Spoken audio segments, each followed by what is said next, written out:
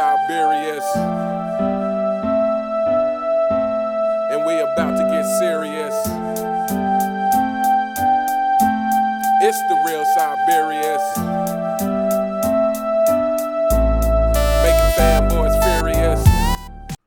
Hello YouTube and welcome to The Real Siberius. On this episode I want to talk about context is the kryptonite of LeBron and his fanboys.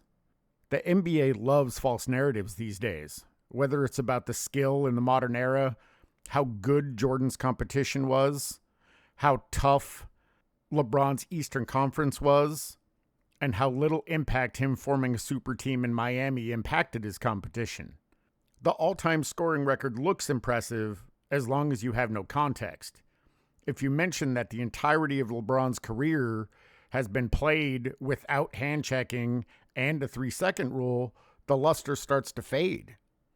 If you mention that almost all of LeBron's points were made within 3 feet of the basket, it doesn't carry the same weight. Playing for 23 years at a mediocre level isn't greatness. It's a refusal to accept your time has passed. Scoring 28 points a game in a soft era with zero defense inside of 3 feet shouldn't be praised. It should be ridiculed. It should be mocked. 4-time champion sounds great until you realize he's only won a ring 18% of his career.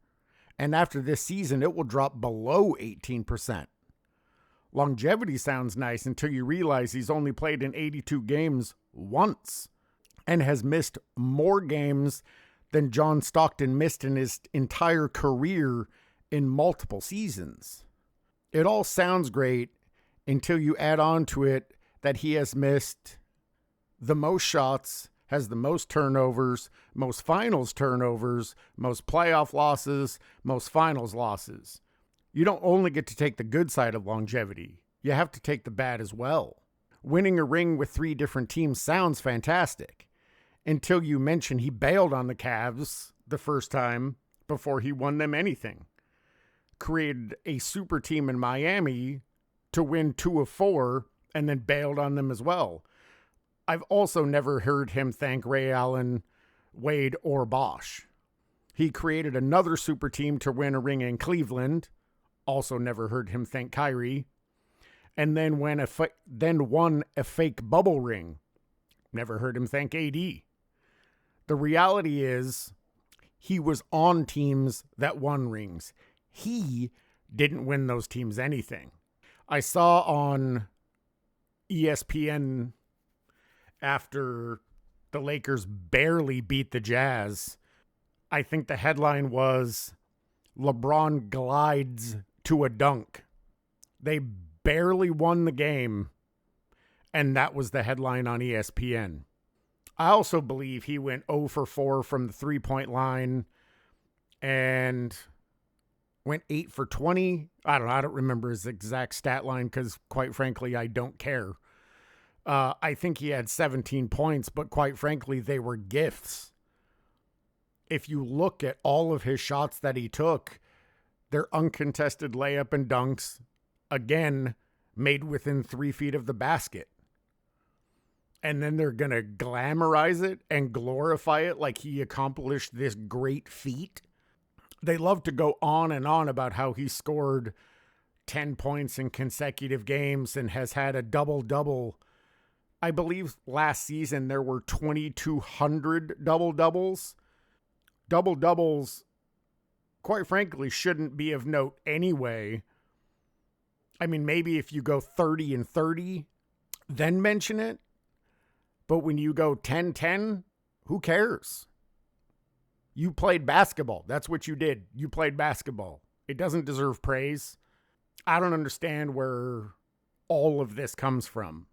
When the Lakers win in spite of LeBron, which they have done twice now, they're going to start praising him. They're going to start saying he's the reason, even though they won 10 games before he even showed up.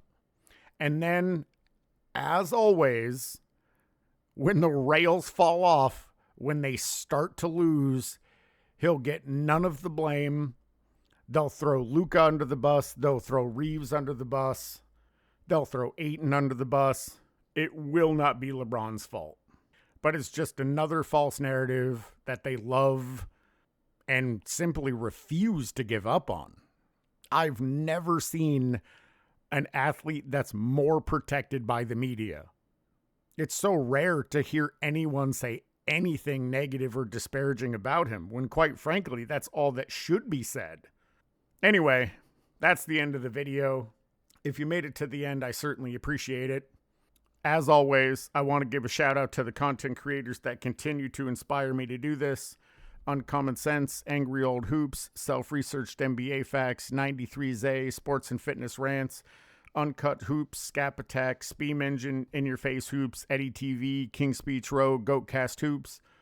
I always appreciate your guys' takes, your perspectives, and your humor, and I'll catch you guys in the next one.